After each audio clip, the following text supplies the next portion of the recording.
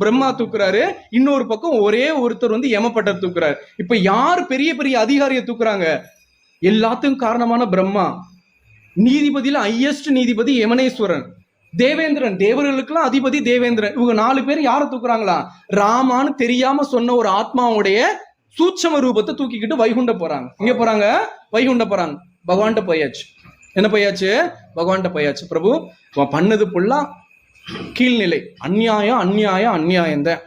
இவனுக்கு என்ன தண்டனை கொடுக்கும் சொல்லி உங்களுடைய எங்களுக்கு நீங்களா கொடுக்கப்பட்ட அந்த சட்டத்துல எதுவுமே இல்லை. ராமான்னு சொன்னவனுக்கு தண்டனையே இல்லை. இப்ப என்ன பண்ணலாம், என்ன தண்டனை கொடுக்கலாம், இவனுக்கு என்ன சிறப்பு அப்படின்னு கேட்கும்போது, இவ்வளவு நேரம் வைகுண்டத்துக்குள்ள யாருமே வர முடியாத அந்த ராஜ்யத்துக்குள்ள நீங்க வந்திருக்கீங்க, இவ்வளவு நேரம் தெரியலையா ராமான்னு சொன்னவனுக்கு என்ன பரம சுகம் கிடைக்கணும்? பிரம்மா தூக்குறாரு, இந்திரன் தூக்குறா, யமனேஸ்வரன் தூக்குறா, அவன் வைகுண்டத்துக்குள்ளே வந்துட்டானா அவனுக்கு தண்டனையே இல்லை. அவனுக்கு